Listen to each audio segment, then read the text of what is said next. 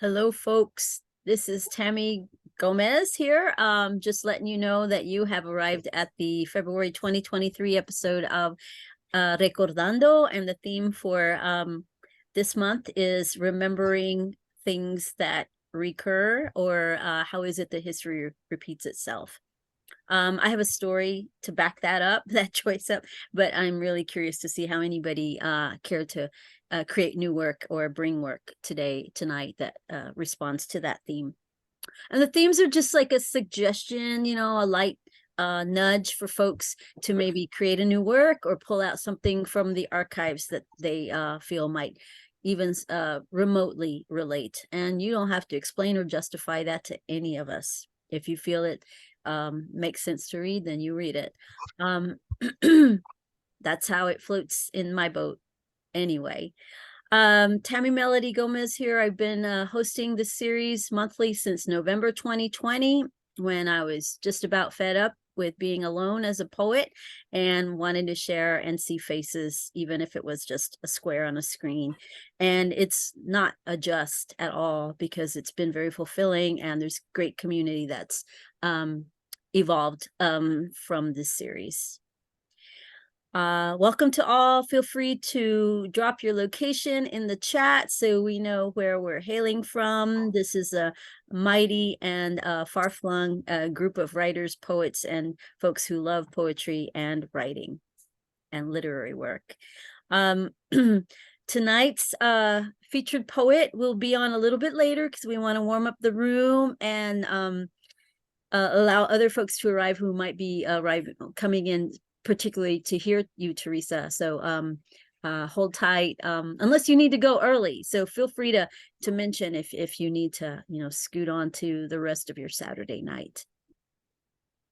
I will invite others who want to help warm up the space to unmute or bring forth some work to share.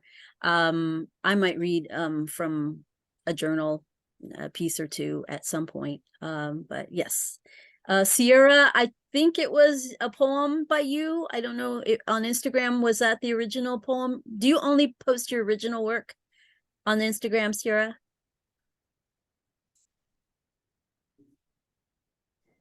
Okay, yeah, so that one I remember performing at what was the Fifth Avenue studio.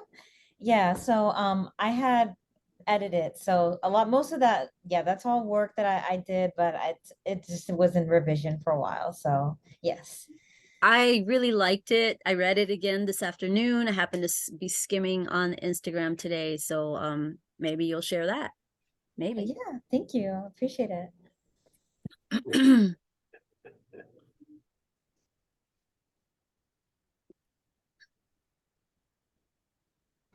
Well, I'm going to grab a journal and read a piece that I bookmarked, just by way of warming up the space and kind of remembering something that I wrote back in December 2018, pre-pandemically. And I think we were moving through the hashtag Me Too movement, but I was also thinking about oppression and aggressive things happening to and around LGBTQ IA plus folks. So I read this for a young people's group called LGBTQ Saves here in Fort Worth, Texas, and they seem to appreciate it. Hashtag me first. The feigning of ease, faking in the face of danger, leave ourselves to the side, confident face of a stranger. This posing life is grueling. To maintain this farce requires constant refueling. And when you get home and change or take off your shoes, you recognize just how tiring this fight between you and the superimposed mask is. 24/7 public life, weapons drawn, full-on dueling. Where is the space that makes you feel safe?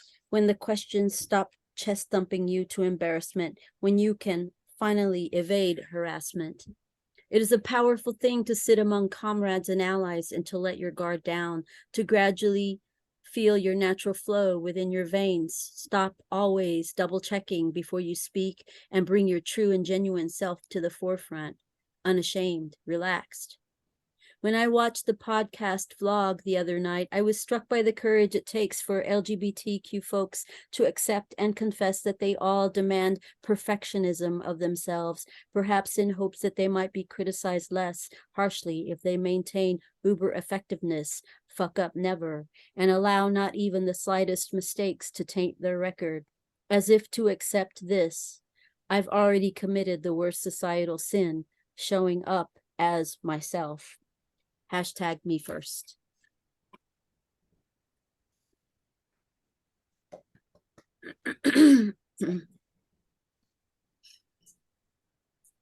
So here's to folks showing up as themselves. I was wondering what the where the references to queer folks feeling they have to be perfect came from, and in what way or ways. Since I'm never perfect except for being queer. It was on the podcast that I heard. It was very confessional, and these were honest testimonials of folks who felt who were expressing that they felt like they had to, you know, put on a front. And I, as a person of color, female, can register memories of that kind of.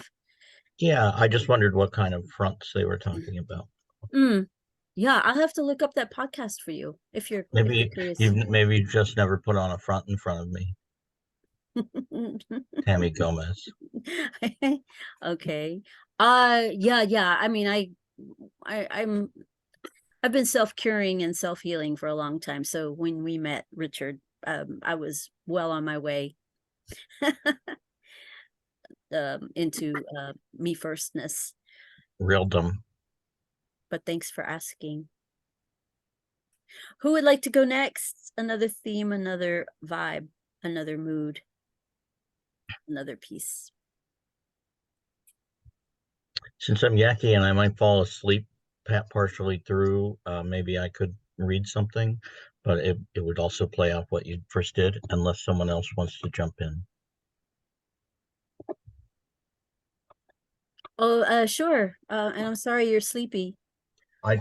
Last night was the first, this is celebratory statement, was the first good night of sleep I've gotten in over a month, because I had my shoulder out and it would like keep me up all night. And they gave me a shot of steroids. So now I have a really, really aggressive, mean shoulder. No, but it took the pain away. It's not the frozen shoulder issue that I had, is it? No, I don't think so. They actually don't know what it is. So yeah, I thought of reading other pieces, but excuse me, this is one of those flash memoir pieces I've been writing, and it's and it got picked up by a kind of nice journal, which is exciting. And I just knocked everything over on my desk, which is also exciting. And then I realized that I'd written it for them and nobody had ever seen it. So, so I thought maybe I could sort of debut it. That's okay. And it's about the early days of the gay punk movement, queer punk movement in the late 80s, called Homocore Rising. Sorry. I was drawn to punk in the early 80s by its alertness and attitude, its pushback against ideological monoliths and the corporate steamroller. I could feel it. Gay culture of the era, not so much.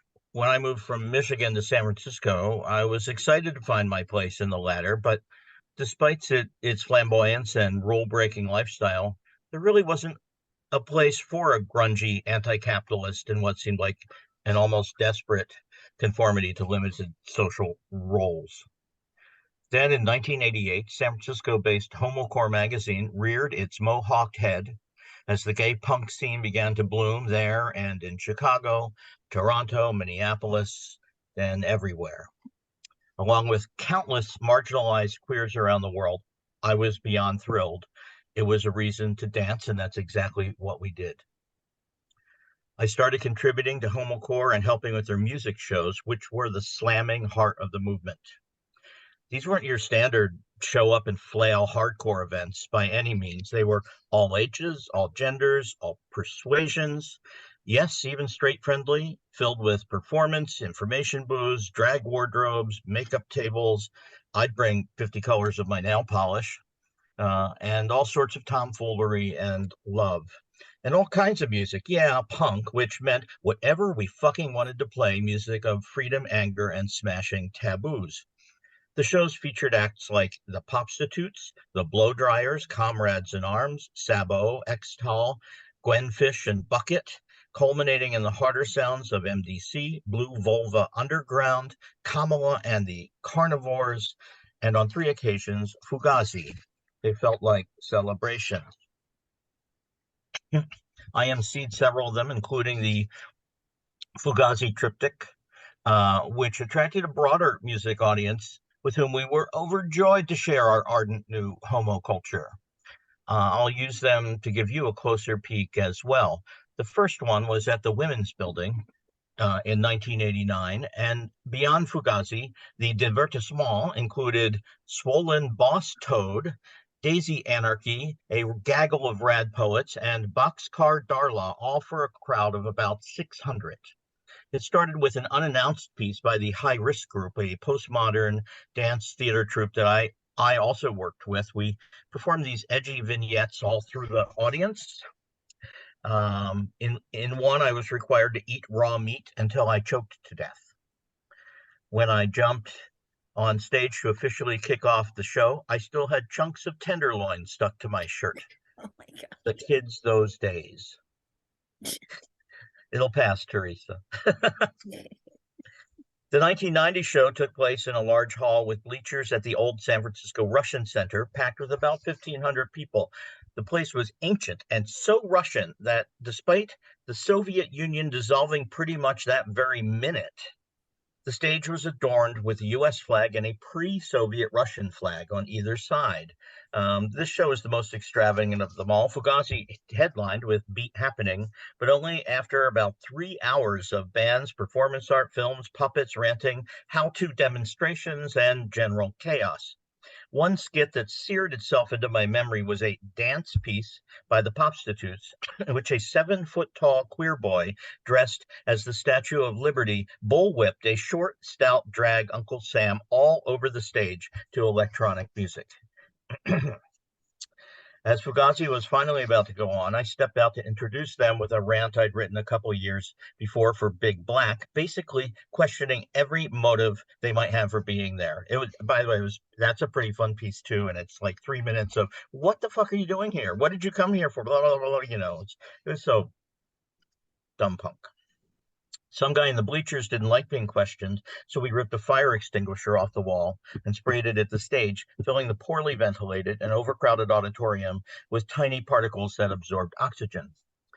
That guy was ejected literally down the front steps by a bunch of pissed off punks, and everyone had to wait outside for 45 minutes until it was safe to finish the show. Still, Fugazi banged it out, and everyone who hung around went home and pleased and filled with Protestant vigor. Amazingly, Fugazi returned the next year, and even more amazingly, Homocore managed to secure the marble-domed amphitheater atop the Scottish Rite Masonic Center in Oakland. This show was pared down and more orderly than the previous. For one thing, there were just 2 opening acts that were called Nation of Ulysses and Her Majesty the Baby. For another, everyone was seated in tiers of red velvet. And I was set on bringing people together just a titch better than last time. When the hall was mostly filled with the 2,000 or so attendees, I had a whim, really, and sprang up to welcome everyone. I was like, wow, look at this room. It really was amazing. Everybody was pretty much talking about it and digging it. And that dome, I said, there was this huge marble dome. The acoustics in here are crazy. They were. Why don't we make some noise and see how it sounds? This crowd make noise. They started yelling immediately. That's right. Let's get a little aggression out, I suggested. How about for a minute, everybody yell about something that's pissing you off? An impressive cacophony swelled, and then morphed into applause. That was so cool, I went on. Let's try another. This time I suggested that everyone sing a different song at once. I wasn't sure if it had worked, but I started in with a droll version of sing, sing a song, sing out loud, sing out strong by the Carpenters. And maybe they wanted to drown me out, or maybe they liked the idea. Whatever the case, they all started singing different songs at once, and a different, beautiful cacophony was born in this huge dome. I'm sorry, I keep losing my place. It's almost done. Leaving everyone quite amused. All right, I said, how about one more? This place is like a huge sound box, and I bet it's got a harmonic tone that'll really reverberate if we can find it. Let's try. Everybody make a tone and shift it around, see if we can find the harmonic of the room. And they did. And they found it. And there we all stood for who knows how long, mesmerized by that tone, thrumming and reverberating and throbbing through the space, through everything, through our nerves and minds. I hope that wasn't too long. It's just been on my mind. I guess we can just hope that history repeats itself in some way or another. Have I tried your patience, everybody? I love the singing together in random places. I've lived examples of that, and I love it. Thank you, Richard, and congrats on getting this piece is going to be published, and donde? It's this thing called 14 Hills. It comes out of San Francisco State every year. So 14 it's later. Hills. Thank you. Congrats. Yeah. Quien sigue? Who would like to read next? Who's got a piece to help warm up this space?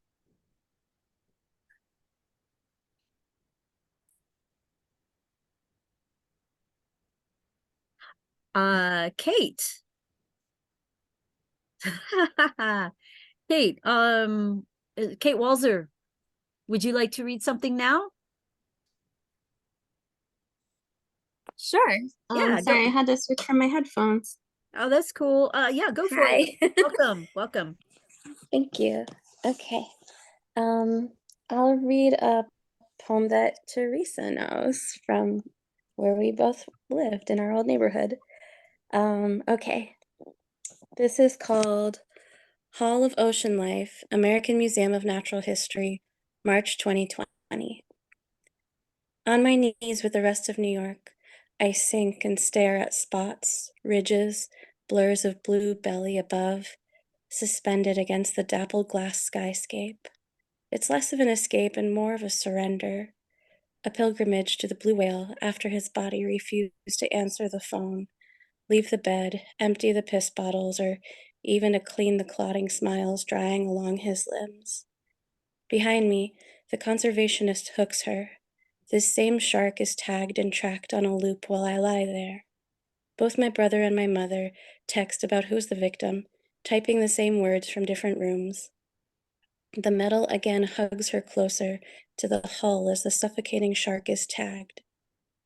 Clearing my childhood bedroom for my brother's return, I planted possible comforts, blankets here, books there, an old photo album, him with a series of smiles, him reaching for the sharp fin of the life-size model of a bonnet-head shark, his bowl cut a sandy blonde bonnet of his own, baby teeth missing and a fossilized tooth in hand. Hope is different than belief.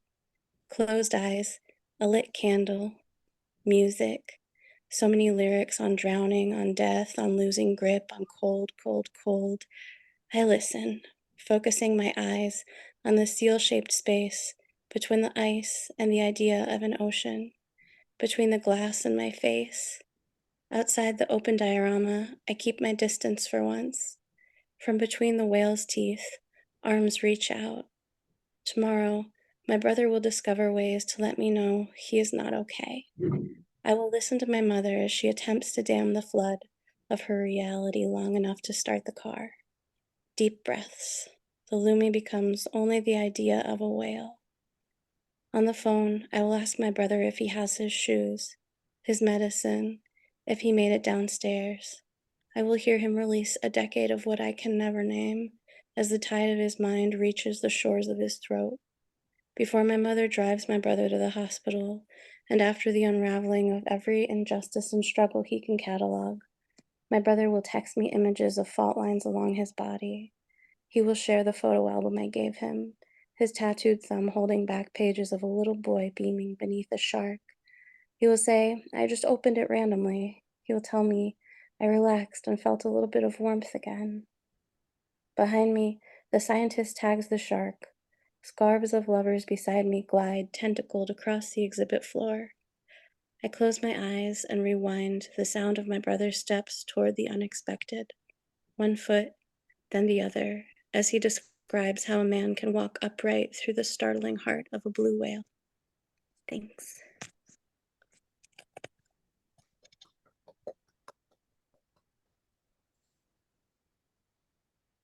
Stunning and special.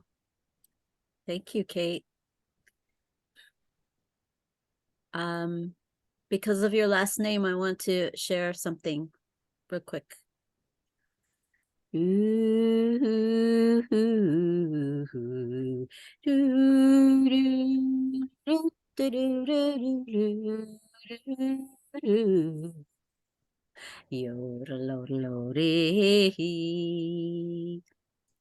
There was a singer named Don Walzer. Yes, you remember Ernest, Don Walzer. And he was an old-fashioned, like old-style country singer in Austin, Texas. And his band was called Pure Texas Band. And during the, and Walser was his last name. I think he passed on to the stars about 10 years ago. During intermission, the break between his sets, he would come and shake every single person's hand, anybody in the audience. Such a dear, wonderful gentleman. And he was the best yodeler in Austin.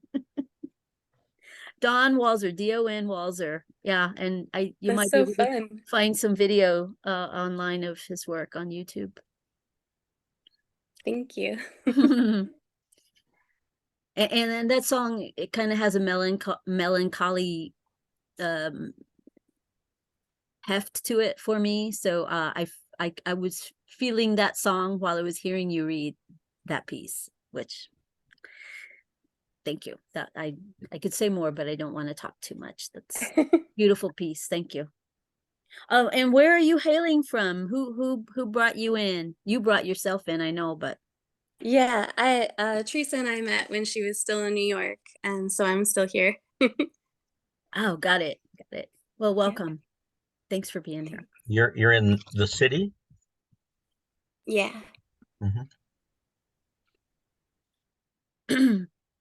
Ernest is you're in the Bronx, right? I'm in Harlem. I'm in Harlem. Harlem on 110. Sorry. Oh, okay, yeah. Years and years ago, I lived in the West Bronx and worked at Lincoln Hospital in the South Bronx when it was the South Bronx in the day. So that was pretty wild. But I lived in the West Bronx, over by Bronx Community College. Well, I'm trying to find out your accent then, the origin of, because I don't know. I've always, Michael, when I hear you speak, I think, oh, this is how men in Wisconsin speak. But you've worked in Chicago, and now you're saying you've lived in New York. And I grew up in Northern Ohio, so I Ah, think it's a mix of Midwestern. Not much else to say. oh, I like how you say it. I love all our different regional accents and flavorisms. I didn't know I had an accent. You do. You do. Everybody has an accent. Ernest, I was listening to somebody on the radio. It must have been NPR within the last 3 days, and they sounded just like you. Oh, So wow. I've been hearing. I'm my ears attuned now, where I can hear my friends' doppelgangers on buses and TV and YouTube videos. So yeah, there's a person running around sounding just like you.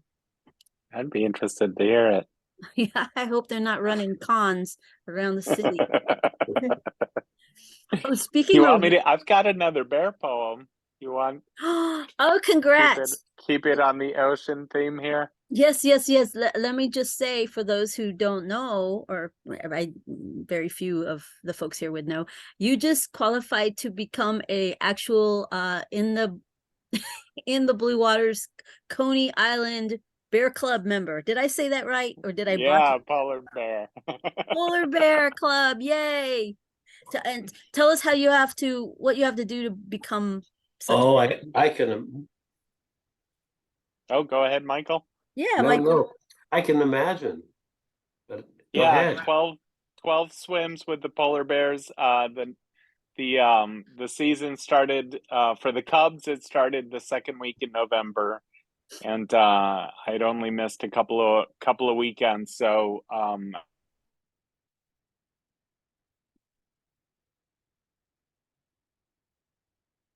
swim, which was my first as a bear.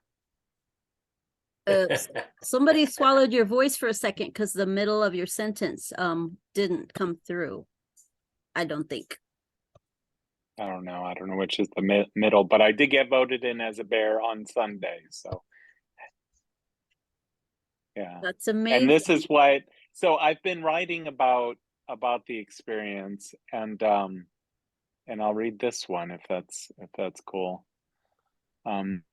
Bear, it's everything I would want from a plunge. It's a celebration of life with ritual, an offering of ourselves to each other and something far greater than we. It's faith I'll be okay in the process and renewed or made whole on the other side. It's community and communion. It's remembering our primordial existence from where we've come. It's joy and reverence, love for our planet and our part in the current ecosystem. It's a kinship with other creatures, cubs and bears. It's getting wet, like what so much of our bodies are made of. It's finding the light in the dreariest time, a community of believers that would welcome me.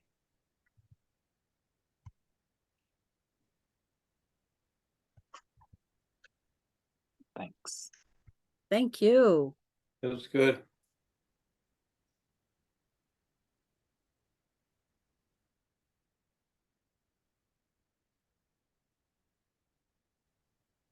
So how are you celebrating your club membership, Ernest? Well, I'll be back in tomorrow. So. I love it. I've taken to beach life. In February, I've taken to beach life. Got the best winter tan I've ever had.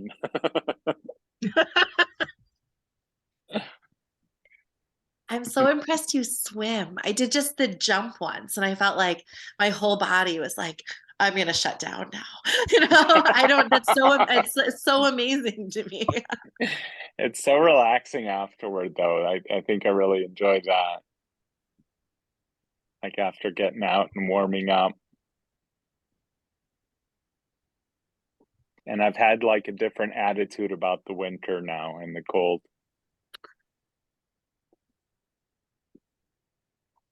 That's beautiful. Mm-hmm. Thanks. And did you finally get snow up in New York? We had a few flurries today, but hardly anything. Yeah, did you see much? It was really cute. I looked out the window and there were some flurries, and it just like, I hoped it would stick. And then by the time I went out to walk my dog, it was gone. We got some. I know in Chicago too, our snow won't stick. I keep telling my son we're gonna go sledding, and we haven't gone sledding yet. I didn't realize that was happening in Chicago too. What? I didn't realize Chicago hadn't gotten real snow yet either. I mean, some here and there, but it comes and goes. We get a storm, and then it lasts. I live farther north, 150 miles farther north, and it comes and goes. Chicago gets snow, but it's there for 3 days, and then it's changed, weird. Well, I'm in the San Francisco Bay Area, and we're having snow for the first time in like decades.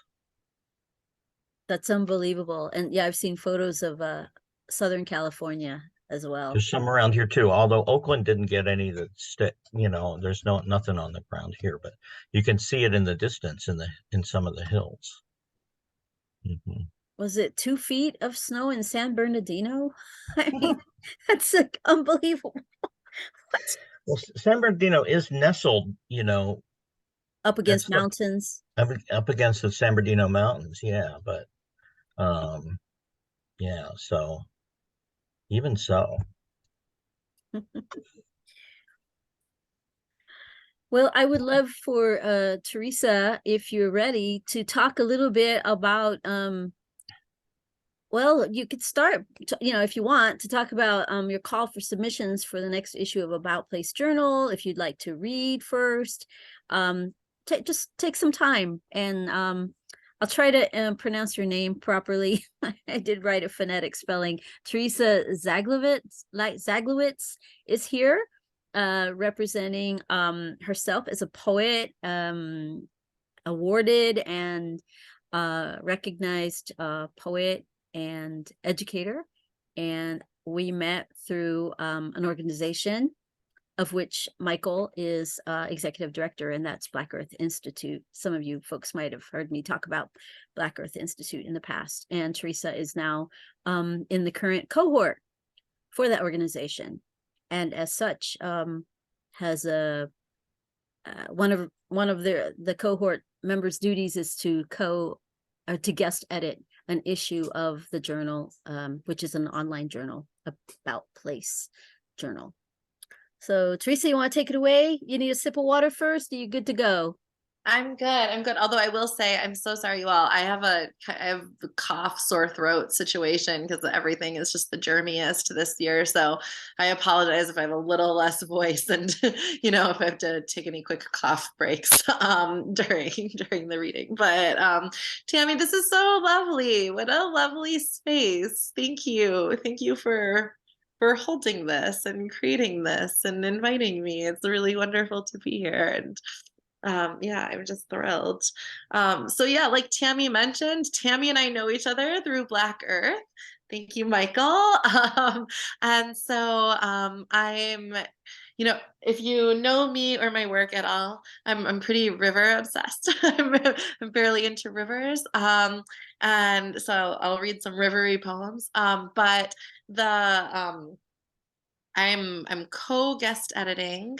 I'm co-guest editing with an amazing team. Yeah, it is like a living room. It does have, I feel like we're kind of all here together sipping tea, or but so I'm co-guest editing an issue of About Place Journal, and the theme is rivers. And so it's really broad. I would, if you all have anything rivery, send it our way, because I think we're all hoping to have a really multifaceted way of looking at our waterways and the ways that they connect us, right? To me, rivers really hold us together, metaphorically, but also like just in terms of geography, physically, right? Like, they're kind of the veins that are between all of us right now, and so yeah, we're looking for art, poetry, nonfiction, science writing, like whatever you can think of, speculative work, music, whatever you can think of that's rivery, we're interested and open to. And so I'm going to put the call for submissions in the chat right now. If you want to share screen, just let me know. You should be able to do that at any time if you like.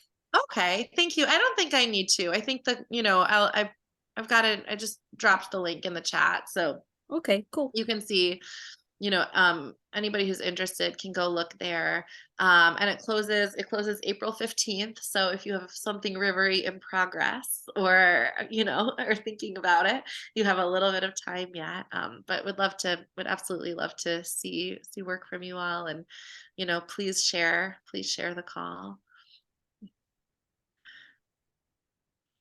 Yeah. Does anyone have any questions about that? No. I'd say the submission process is pretty easy. It's through the platform you might be familiar with, Submittable, and it does it's pretty easy to submit files that are like video and audio as well as images. So yeah, I'm excited. I'm working on something actually, so yeah.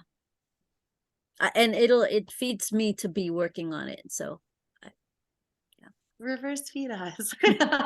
Tammy, that's great news. I'm really happy to know that, and I'm excited to see it. so the work that you're going to be reading, your own work you're going to be reading tonight, is it from the forthcoming collection? Yeah. Okay, I great, thought that thematically it made sense, you know, it makes sense. And so I thought I would read a few rivery poems. And the first one I've actually never read before, but I was thinking about the idea of the past returning, and the ways that the past impacts today, and also thinking about rivers. Kate saw an early draft of this poem. But so let me actually talk a little bit about my book though quickly. So my forthcoming book is called, I'm now just becoming redundant, but it's called Something Small of How to See a River. And the book is, are folks familiar with like what happened at Standing Rock in 2016 with the Water is Life movement? Okay, cool. So I was there, and my brilliant friend Elena Eagleshield started a school for the young people whose families were living at the camp, the young people who were living at the camp, and invited me to join her to help co-run this school at the camp. There were other teachers who came too, and I was there for about 5 months.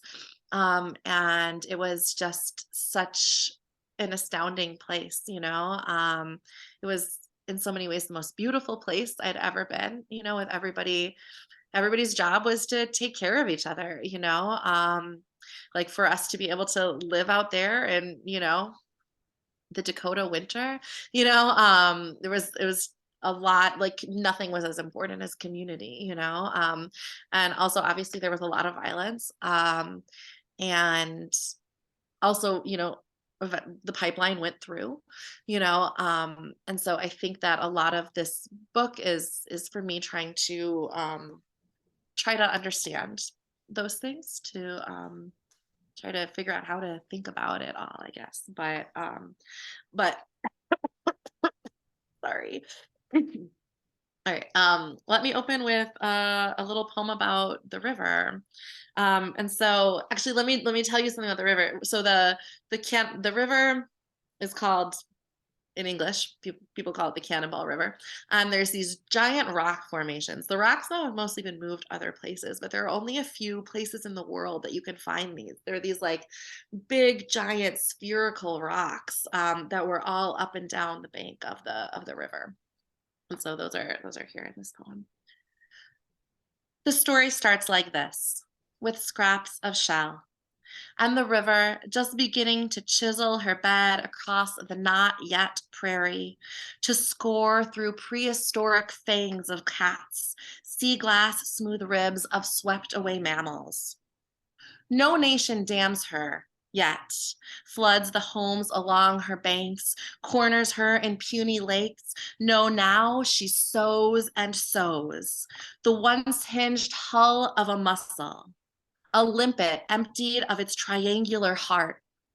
And new mineral starts to cling, spends centuries swelling globe-like and resistant around this swallowed archive. Now weathering, polishing away shale banks, revealing the shapes up to 10 feet in diameter. In Lakota, This place is called the Iyawakagapi Wakpa, or Sacred Stone River. But when the soldiers came, saw the sunlit stones, warm and breathy as eggs, they rechristened her Cannonball.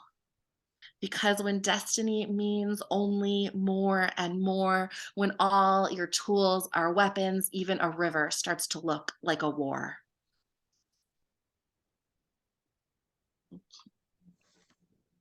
One thing I also want to say quickly is I never, I'm white, I was invited, and I'm very grateful, to have been able to be a part of this movement. I never want to be the only voice anyone reads about Standing Rock. And so I would love also to encourage folks to, if this is interesting to you, there are some really, really wonderful things to read. I'm going to put in the chat a link to Orion Magazine. Had a wonderful article with poems by Native women and photography, and it's just really lovely. And so I super encourage folks to read that. Layli Long Soldier's book Whereas also has some amazing poems about Standing Rock. And there's also a book by a writer named Nick Estes called Our History is Our Future, which talks about the movement, which is incredible. All right, I am going to read. It's so beautiful, Richard. Yeah, it's just a really, really gorgeous article with the poems and photography matched together. Okay, so often at camp, not often, but occasionally I had to leave the camp to go have internet because I was like trying to coordinate donations and stuff like that. And the kids, like, I had to go to the casino. I'd have to go work at the casino. And so I'd go for like an hour or something. And the kids were not about it. They did not like when I had to leave. They were like, how come you're going to go, go hang out. And so, so this is a poem about them exercising their agency around this. And this came during a time of really intense police violence. There are no police in this poem. Only the kids balancing in their snow boots. The log beneath them rainbowed in resistance slogans, slush gray light interrupted by the bright flags of their arms. They waved down our car. Teachers, teachers. We unclick the loose tooth of each manual lock, and the dinged up doors, full weight of the kids on their handles, fly open like the arms of startled infants. There are no police in this poem. Only Shawnee Ray, my foot as her springboard, vaulting to the council, asterisking my borrowed skirt with the juice of her gas station pickle. Only Shelby's hands, winging my books from the back seat, and Shailena, who can't be bothered, wedging her knees into the narrow volumes of poetry, slick picture book covers. I'm saying there are no police in this car, where Frankie lunges over everybody, her arms and long black cape of a coat, marshmallow wrapped around baby Dylan, Marshmallow Man in his snowsuit, fingers sour patch sticky. Somehow, suddenly, my hands, my feet are off the wheel, the pedals. I am ankle deep in the snow. All the teachers are shivering spectators of this wild joy. And I can see it doesn't belong to me, but I can love it anyhow. There are no police anywhere as Emma's elbow pokes the horn. Beep, beep, beep, jostling through the snow muffle of Prairie as Raina and Nyla and RJ co-sardine the driver's seat, getaway curls smushed on the felt of the ceiling. There are no seats left in the car, so Michael and Leighton scramble the windshield, sprawl on the roof. There are only the kids shouting the ecstatic tally of themselves. 1, 2, 3, all the way to 14 as they take this frame that looked so inflexible, and there, make space for each of their bodies.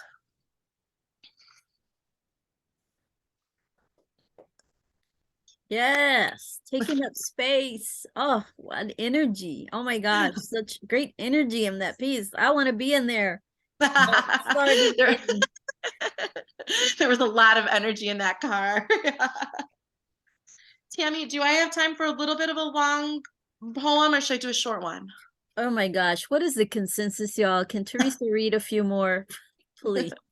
All right, I'll read one more, but this is a little bit long one. Yeah, they were full of beauty and agency for sure. My car had suffered some scars, but it was well worth it. It was, yeah, for sure. No regrets. Yeah. Okay, so this poem is called "Baking Bread as Ocheti Shakoi is Raided," and so Ocheti Shakoi was the name of the camp there, and so I just a little background, which you would learn through the book, but so I left for the holidays over winter and needed back surgery and wasn't able to return, and so when the camps were being cleared, I was home. I was in St. Louis. And so I was kind of watching the clearing of the camps, online. And so that's, yeah, that's what this poem is about. Baking bread as Ocheti Shakoi is raided. 1. Nobody stands at North Gate anymore, where bulldozers lumber the slope, score the dirt with their teeth, scatter men who slash teepees in the wet earth where we once lived. Winona's kitchen, the tent where the kids donned rubber gloves, ladled soup into hundreds of bowls, crumples like a foal in the snow. The sheriff calls this victory. I am very happy to say that we finally introduced the rule of law in the Ocheti camp. And I am not there. And I don't want to tell you this, but I am leaning against my stove in St. Louis, clutching a recipe's flimsy page written in black and white as the blurry window of my computer streams Ocheti in from the edge of my counter. I am just a woman whose back will not support her in a city that hides its water behind high voltage lines and highway, starburst windows of forgotten factories.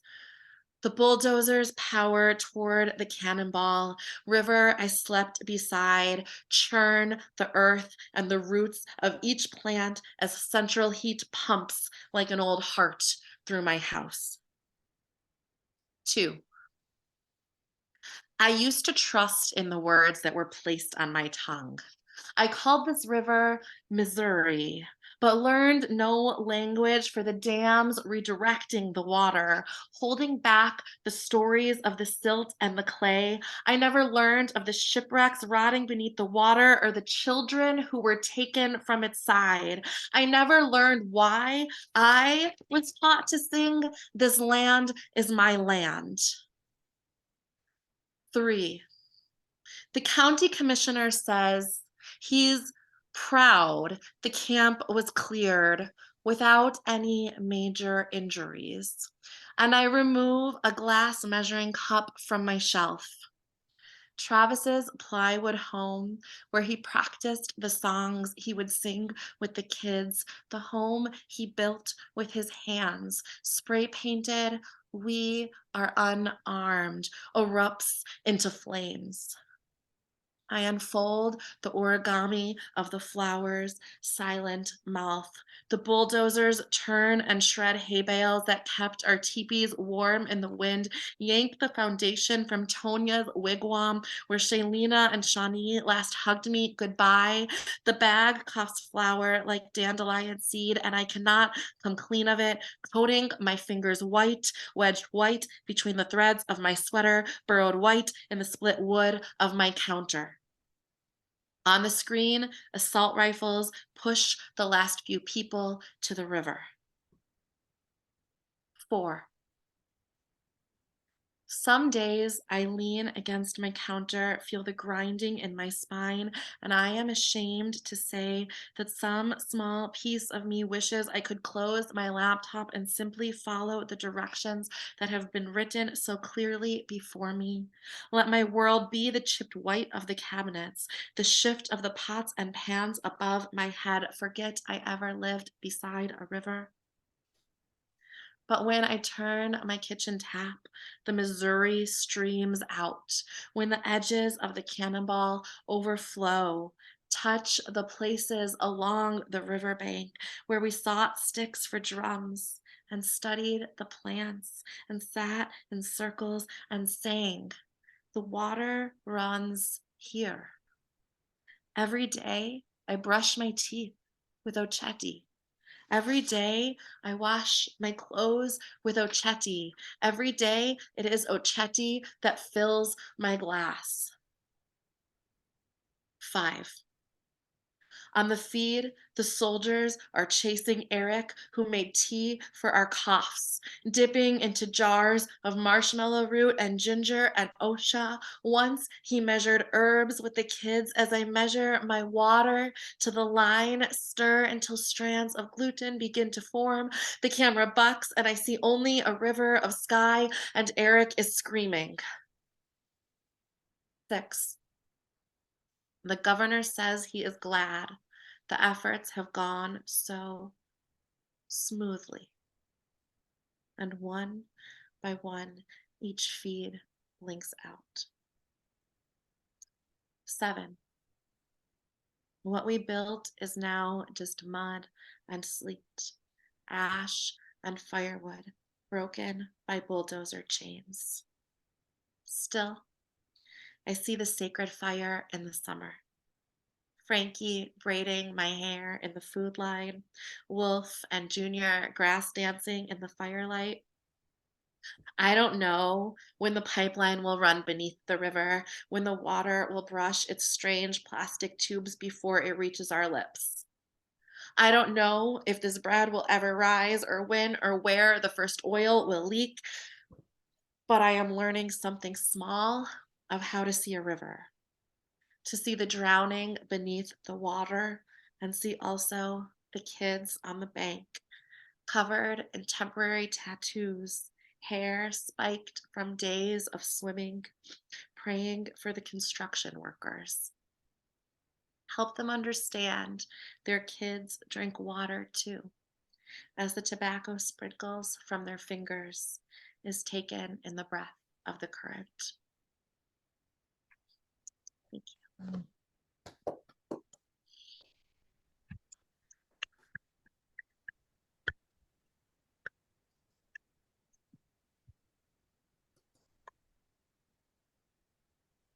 Thank you. Thank you. Thank you all so much for being here in this space together. This has been really beautiful. Tammy, thank you so much for building this. I'm a little curious about the poem. How long were you there during in Dakota? You may have said it before. I'm sorry if you did. Yeah. I was at the camp for about 5 months. Uh-huh. I taught in that area previously, but living at the camp, I was there for about 5 months. Yeah, because I could tell that you really built those relationships. So I can see how it felt very like melancholic and hopeless. And the only thing I've ever felt that way, sometimes I've heard stuff about issues in my hometown, but this was like at a different level. And I think we all feel a little hopeless sometimes looking at the news in a way, but I think you had a different relationship with it because of your position. So it was really beautiful. I thought it was very well written. And so, such an important topic too. I love how you put everything together. Thank you so much. Thank you. Yeah. I really appreciate that. And that was really, I think this book, I thank you so much for saying that you saw so much relationship, right? Because I think that was Yeah. one of the things that was most important is I think that this was such a really this was like the most community I've ever really felt in my life, and I was like, Right. I want the book to show that and share that, so thank you. That means a Yeah. lot to me to hear that reflection. I think I need to know how to get your book. Thank you. There's no way to do that at this exact moment. Yeah, But hopefully there will be soon. No, it's not out yet. It's yeah, I know. forthcoming. So When, it'll be out in the summer or early fall, I think. And if I'm not very on social media, but but I have Facebook and Twitter, and so I'll share it in those places if you want to be connected there. Yeah, and we'll revisit the topic again. You know, I'll keep tabs and I'll mention it. We have a Recordando Facebook page, so our community you know, posts things there that are relevant to us, or you know, relating to the work of people who have read or read with us on a monthly basis. So we can share that information when the book comes out. Thank you, Tammy. And Richard, that's really kind of you. Thank you so much. Yeah. Thank you, Tammy, for sharing. Thank you, Richard, for wanting to read it. Or how about, and this is your first book, right? Yeah. That's amazing that it, you know, it won the, oh gosh, what is the prize? The Dorset Prize. Congratulations. So you don't even, you can't even direct us to a website for ordering a previous collection, or can you? No, I have nothing to direct you toward.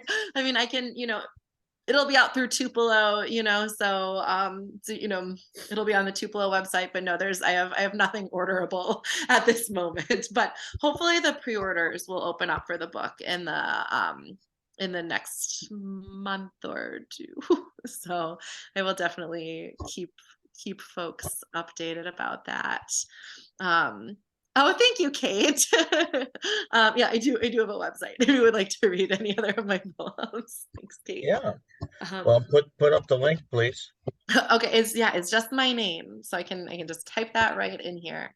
And then and the other thing I want to shout out too is that a really exciting, beautiful thing is that the school is still ongoing. The school is still happening on Standing Rock for folks, you know, folks are, you know, folks from Standing Rock are running it for young people in Standing Rock. And they're doing just beautiful, just like breathtaking things, you know, and the kids are designing all of their own learning and all of their own projects and working with mentors and working in these like really community-based ways. They worked together to build these beautiful earth lodges where a lot of the like learning takes place.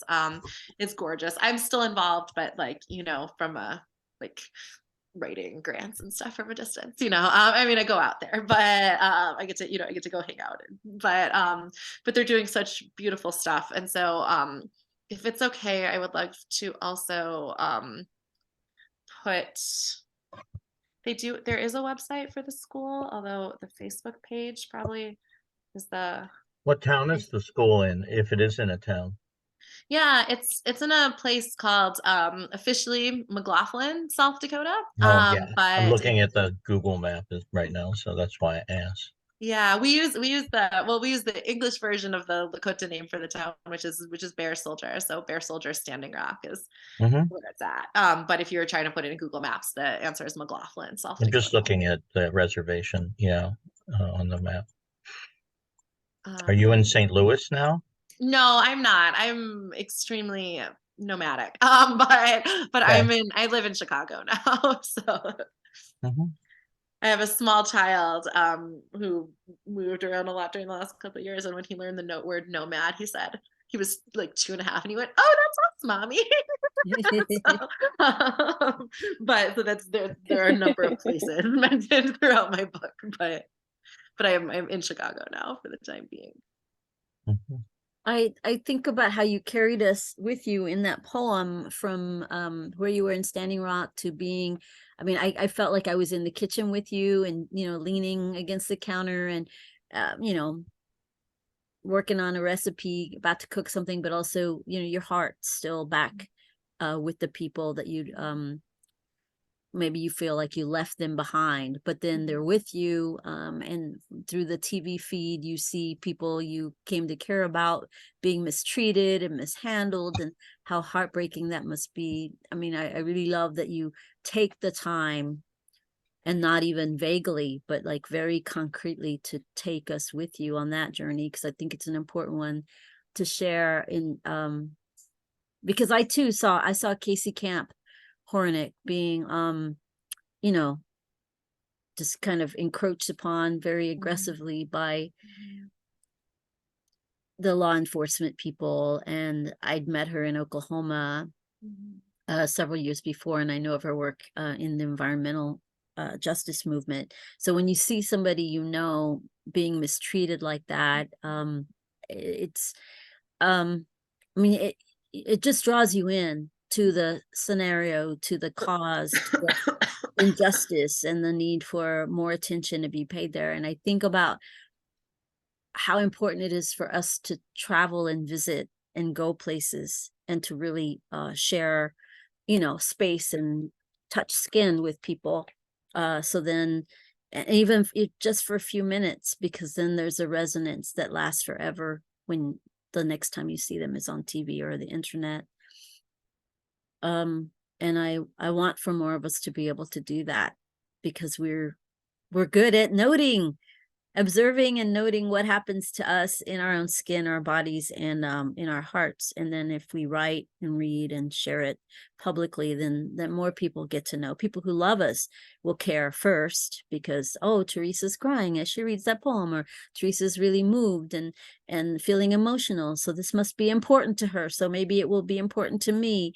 I think even though it's a long game doing it that way, I think it's important for us to try to do that work of getting out in the field and connecting with people, and then returning to your other communities and sharing what you've learned and seen and witnessed firsthand. So I didn't go. I had an opportunity to go. A couple of people wanted me to, you know, jump in the car and caravan up with them, and I didn't get to go. I sent a coat, I sent some things up there with others, but I didn't get to go. I'm glad you went. I'm glad you were there, and I'm glad that you're still there. That was such a lovely reflection, Tammy. Thank you. That was so beautiful. And the important, right? I think that's like what I was so grateful to be there. I mean, there was, again, so much that was so hard, but I was so, and, continue to be so grateful. There was so much that was so beautiful also, and I think, again, like that's so much of, right? Like I want you to be there with me, like I want to hold you there, not in a scary way, like, yeah, I want us to be together there, so yeah, again, thank you for seeing that, and for that reflection, right? Like those relationships are everything. So we know how to reach you through your website. I guess you have a contact form there, so people can drop an email to you via your website if they want. Yeah, absolutely. There is a box on my website. I mean, I can put my email in the chat if anybody wants to send me an email. You're absolutely welcome to, of course. Yeah, would love to hear from anyone. And yeah, it's been beautiful. It's been so great to get to hear some of your all work, and Tammy to hear your work, and yeah, this has just been lovely. Thank you. Wonderful. So at this point, we could either take a little break, a little bio break, or continue. Is somebody itching to read or need to go soon but wants to share something first? Go ahead and let me know if you have needs like that.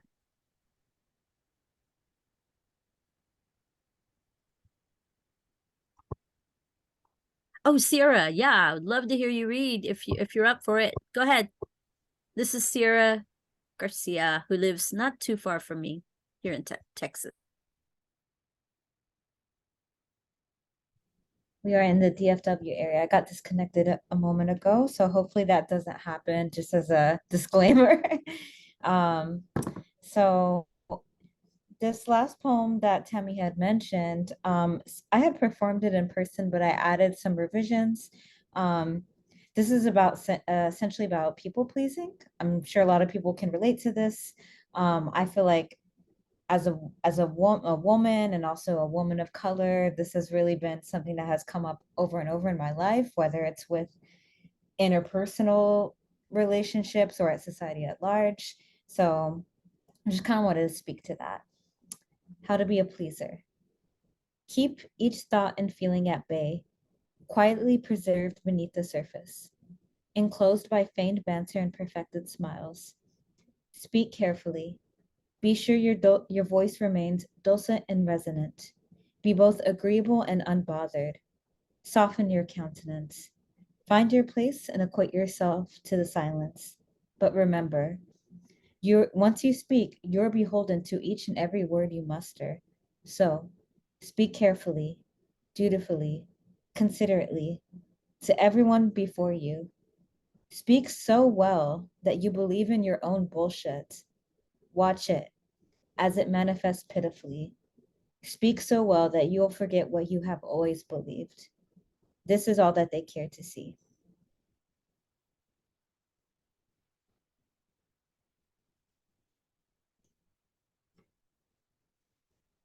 Thank you.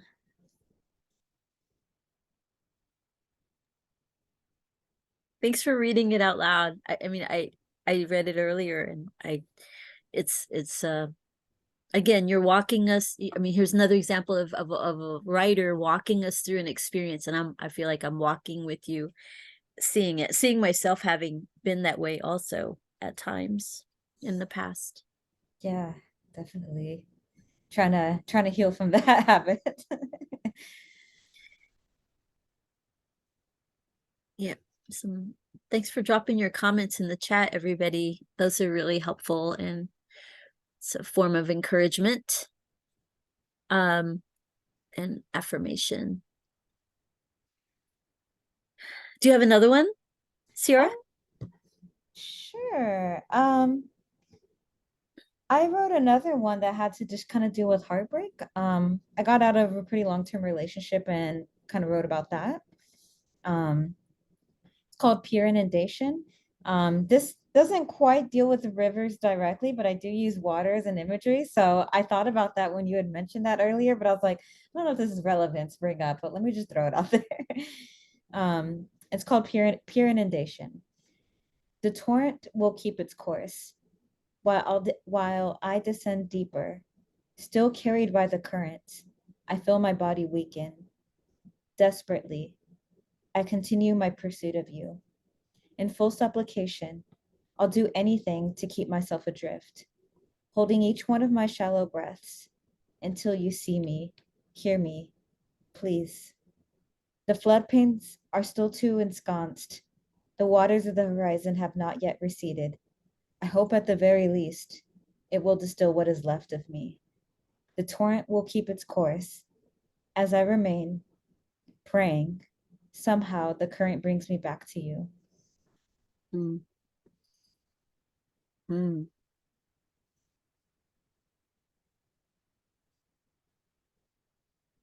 Girl, that's so real right there. Thank you.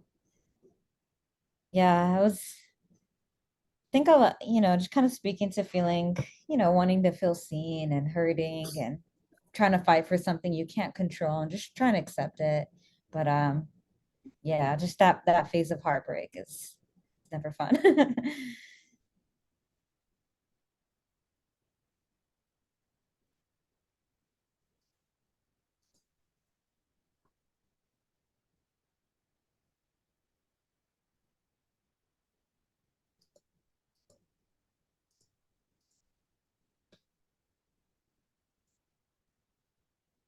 But thank you for having this space. This is my first time coming. I don't really have anything I can think of off the top of my head to share. So open to hearing other people's work. And I'm a little shy, so I don't know how else to follow up, but I'm really glad to be here. Oh, you're just great. Thank you, Sierra. Thank you.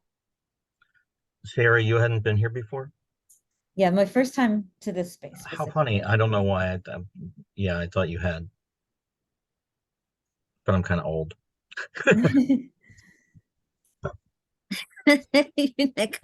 You're really old. I have a piece I'm going to share just to keep things moving, and because I'm feeling like I know this. It's not a feeling. I know this. I have been ignoring a lot of my untethered work, and I really need to spend some time looking through the old journals, and I'm going to read something that I'd forgotten that I'd written, actually, so I want to share it. I don't know if you're familiar with the film After the Levees Broke, the documentary about New Orleans. Spike Lee directed that film, and I've seen it, and like it's very moving. It's tragic, of course. Well, I was staying at my friend Donna's place several years ago in Austin, and one of the housemates, I was sleeping on the couch, or I was maybe trying to sleep on the couch, and one of her housemates had left a DVD running on his TV, and it was just repeating the music for the intro music for After the Levees Broke, or whatever the title is. I'm not getting it right, I don't think. And that music was very haunting, and I heard it all night. It's beautiful. It's Terrence Blanchard, who's a trumpeter, I think, or a trombonist. And he was just in Dallas a week or two ago, and I've met him, and I love his work. So I was really haunted by hearing that. I mean, has anybody ever heard like a recurring piece of music when you're trying to sleep, and it's coming from another apartment or adjacent room, and you have no control over it? It was like that. And I wrote this in early 2013 because it says it on the page. So I'll read it now.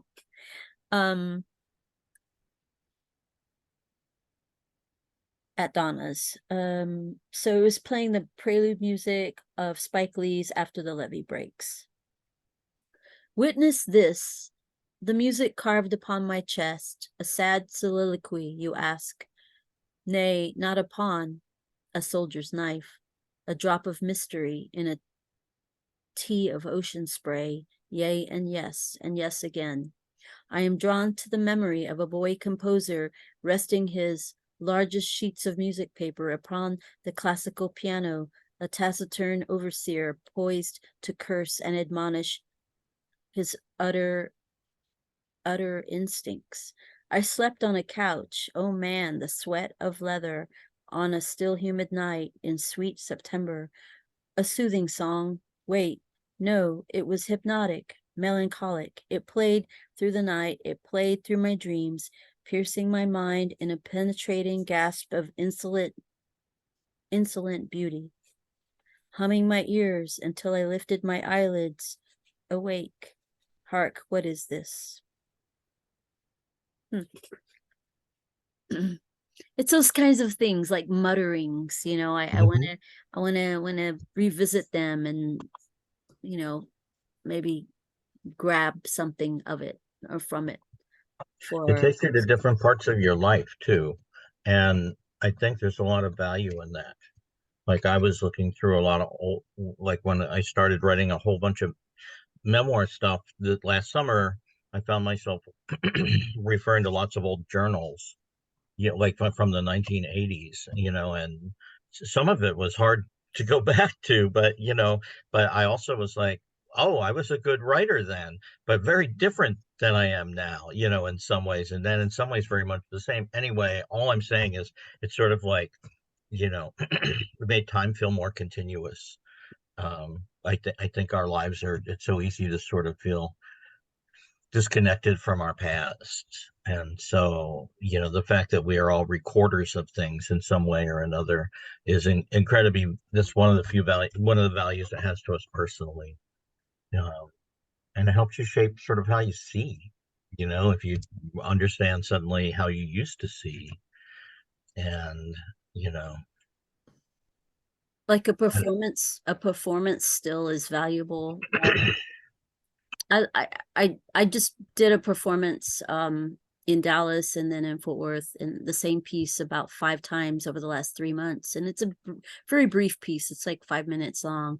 But I really love seeing the stills of it. Some people took photographs of the performance, and I'm moving, and there are others performing with me, but I'm moving, but a photographic still really captures a moment. And I like to meditate, or not like meditate, but like reflect, like, what was I thinking? And look at the choice I made. That was a smart choice. Look how the audience is checking me out, somebody in the audience. I mean, there's a lot of content there. So I think in unpacking work that's scribbled, handwritten in the middle of the night in a journal, it does capture a moment, but it also stills your life. It's a still of your life that you're performing, right? And that's valuable, and it's cherishable to me, because not everything needs to be published out there. But I need to know that I thought about some things. I get reminded that some things mattered to me and impacted me.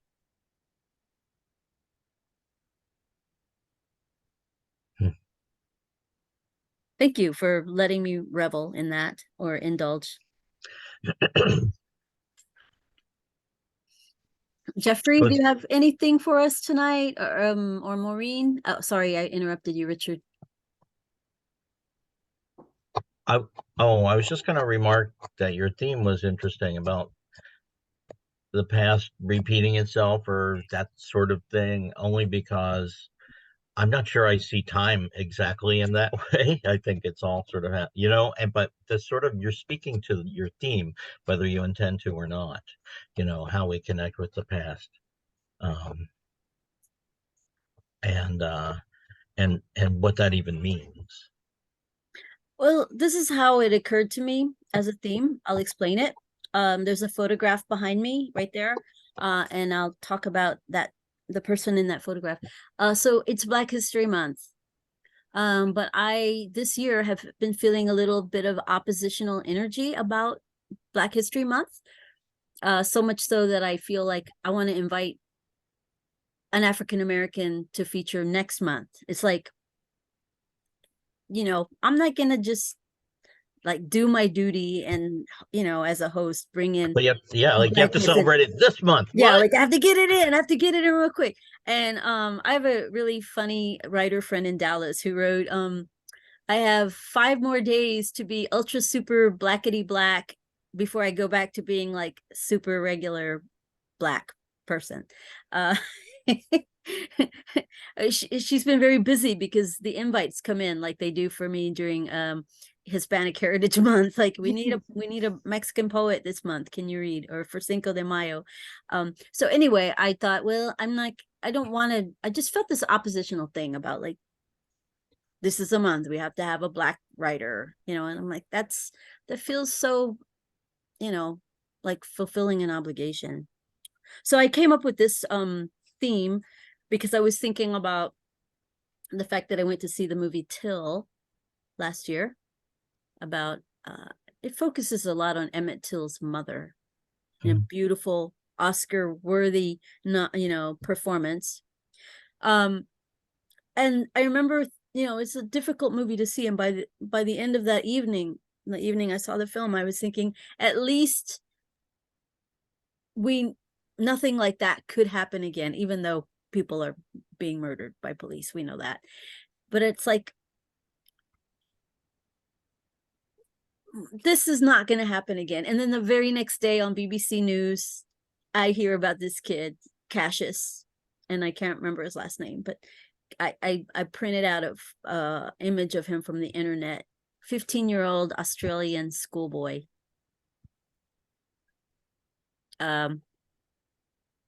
Aboriginal or indigenous to Australia, was just randomly attacked. And it was a long process. He didn't die right away, but he was 15 years old. So on my mind, everything had to stomach seeing that film. And then I thought, well, it's only, I mean, it's a movie about something that already happened, and we're healing and recovering and learning from that. And we're not perpetrating that anymore. We're trying not to. I mean, not young people like that. And then that happened to Cassius. Just for being a brown kid in Australia. So that's, that's history repeating itself.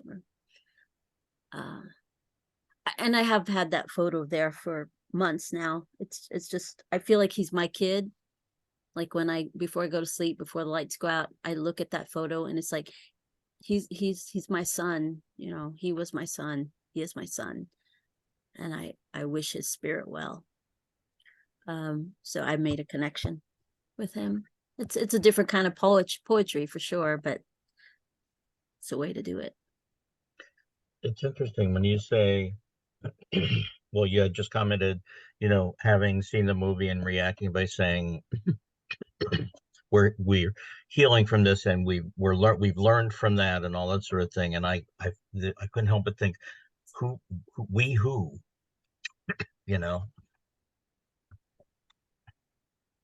I don't have anything more to say than that, but We who? Yeah. we who. I think you had mentioned this in one of your poems. I don't think it was tonight, but I want to say I've seen your work saying how we can get so used to being around progressive circles that you kind of think, oh, things are different. And yeah, that's a good point that was brought up. So you're sometimes surprised about just how much just prejudice and hate still happen so regularly, unfortunately. And yeah, I guess just now with the internet, it's just more documented than ever at a rate that's never has before. And it's really unsettling, over time. It's good that it's documented more in some ways, because it keeps us. I mean, I've lived in American urban for a long time. I wish I didn't, actually, but that's one of the reasons that I think we find it's easier to forget that urban communities tend to be more supportive of, not all, but you can find a progressive community in urban where can't necessarily everywhere. And surprising small places you certainly can, and that's kind of amazing. But people can be amazing too. Maybe we could have a theme like that sometime. I'm ready for you to be amazing. Go. That's right. Go. It Surprise works, I me. think. It works. I had this friend in New York. If I'm waxing too much, tell me. But his name is Matthew Courtney, and he used to run an open cabaret at ABC No Rio. This is some couple decades ago, for a while though. And an open cabaret was his idea of of letting people do whatever they wanted to. It wasn't just like an open mic, an open music mic, open this, anything would go. It could be any length. There was no restrictions except one. And that was, he would say it every time at the beginning, and he would just sort of tell you all that kind of stuff. And he'd say, the only thing is, you're on your honor to be amazing. And it was an amazing event, and people would come in and do the coolest shit. And, that's all, because he said that. And who was he? This like strange queer bald guy who would come in and say, honey, I'm homo, and then start the show. But there's something about saying, like, what was your poem with imperatives, Sierra, what someone wrote down as commands or something. But there's something Oh about yeah. speaking in certain ways that's sort of, there's some magic to saying, I want to see you to be amazing. Anyway,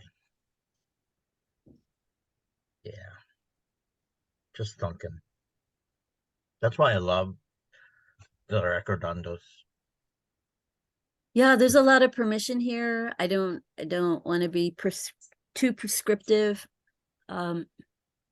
and commandeering. I take the oars out of the water a lot and just let things float.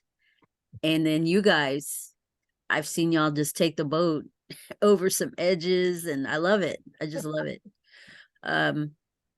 It's a way of building capacity through our mutual trust.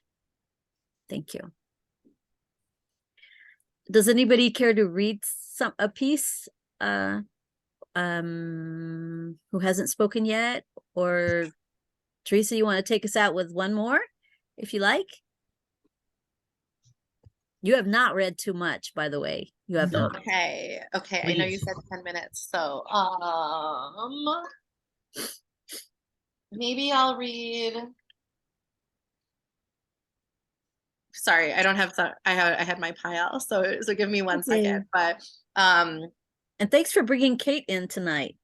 Oh yeah, she's lovely. Wonderful to hear her work as well. She's wonderful. Maybe I'll read something new. Maybe I'll read a recent poem then. I'll read something not from the book.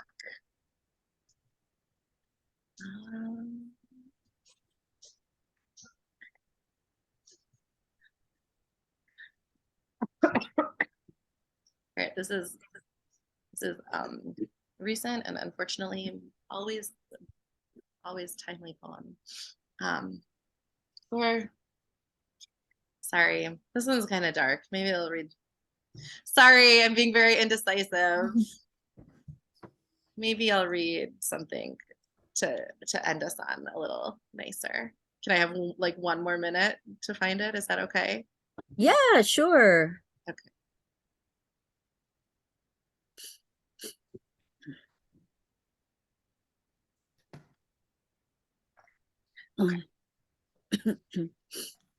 I found a link about Cassius, so if anybody's interested, his last name was Turvey. He was in his schoolboy uniform, and he'd just gotten off a school bus. He was not lurking about in an alley or hustling or conning people.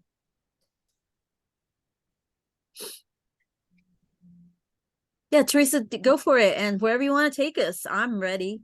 I'm cool. All right. So this is actually the last poem in the book. So this is well after campus. So what year was it then? It must have been 2017 or something. Did anyone else see the full eclipse? The like full solar eclipse? Did anybody see it? I thought it was gonna be like cool, but it was like I don't even have, well, I was gonna say I don't even have words, but I guess I wrote a poem, so those are my words. So I'll read the poem. Yeah. All right. An invitation to an eclipse party. I am wearing a dress of fist-sized polka dots, and for you, friend, serving moon pies and lunar-colored cheeses. It might as well be a wedding. I am so in love with each person, collapsed on the comforter of faded ducks, or playing fetch with the dogs from discount camp chairs, arms outstretched and ready with a rubber ball. Look, beneath the oak, my husband feathers with a million crescent suns, turning his hair to foreign thicket, scattering the hands I know best by their touch on my stomach. We are trying to have a child. You are the first one I've told. You know all this. How there's no more cook shack at Ochetti. No more corn drying beneath red tarps, giant pots to scrub, or help yourself mint and echinacea tea. How the school is just the mildewed skin of a yurt, and I understand something now of how a whole world can disappear. And you know too how last week white supremacists rioted in Charlottesville. How we saw their militia, Hitler t-shirts, sharp sides of swastika flags, how they called in their chants for the man I love and our child, small, unexistent planet, bit of uncongregated light to burn in the dark, disappear beneath their hands. And how could I invite anyone here? Where blades of grass silver before us and cicadas sound their alarms when I know I cannot protect them. But as the pugs run orbits around their own surreal shadows and the gnats panic from the butterfly bush, as we lose piece after piece of sun, let me give you these small cardboard glasses. Let's share the sweetness of the remaining Oreos, take bright swigs of half-drunk sunny delight. I believed once some myths about this day and others, most recently that all light could be lost, the center could go dark entirely. But astronomers say, even in totality, when our eyes detect only a hungry hole of sky, the moon is glowing, faint, but no matter, with earthshine. So enamored am I of our strange starlight, reflected and refracted again and again, but still there, everything the shadows cannot extinguish.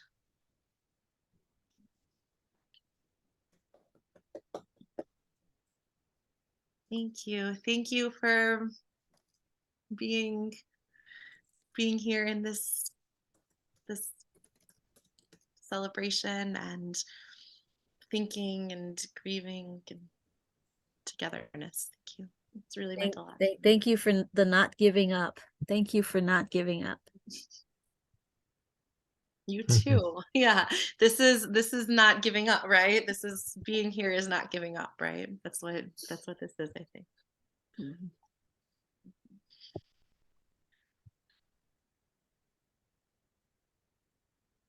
Lovely as always. Thank you. Thank you. I had a pair of those cardboard glasses and watched it as well. So it was real good. It was so cool. If you can get what I don't know when the next one is 2025 or something, if you can get in the path of totality, strongly recommend to everyone. I have those glasses, but I don't remember it. I try to be in the path of totality every day. Yeah, yes. I'm like the fool in the middle of the 2-lane highway with my arms outstretched. Did y'all say this is the path of totality right here? I think that the next, celestial train is coming through here, and I want to catch it. Earth shine. I want to be in the path. I try to be in the path of totality every day. I love that, Tammy. Yeah. Mm-hmm. Somebody use that line, please. It's Tammy's. Yeah. Hope you wrote that down, sweetheart. I did not. I'm just basking. I'm looking at all the people in all the squares here, and if anybody wants to speak or utter something, Maureen, hello, good to see you. Yeah, we'll be closing out in a minute. I'm going to stop recording in maybe 30 seconds, but yeah, it's been quite lovely as always, and I never know how it's going to go, which is part of the reason why I keep doing this. My poets have surprises for me all the time, and for us.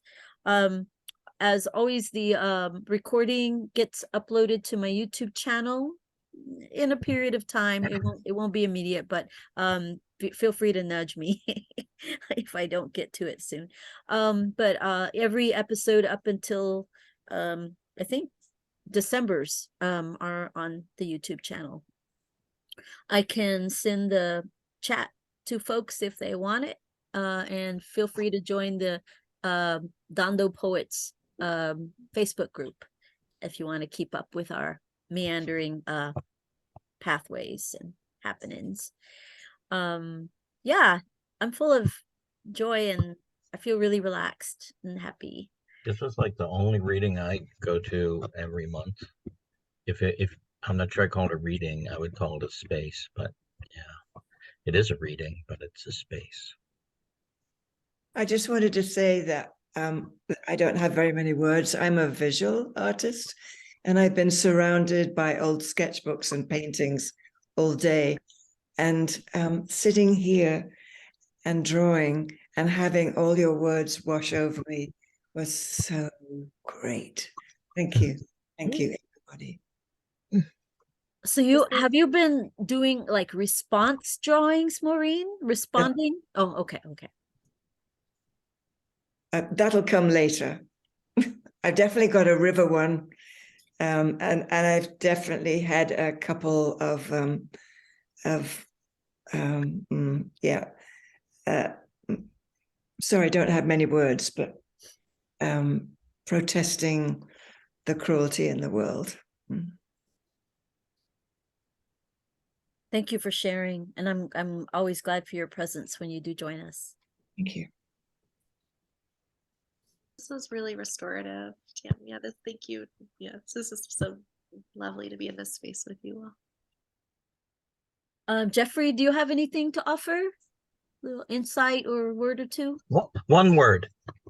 You only get one. What's the wordle for today? Attendez-moi. Attendez-moi. It's a take on, it means astonish me, which is what Diaghilev told Nureyev and when they created the ballet with the orchestra and everything. That's all he said was attendez-moi, and caused riots in Paris.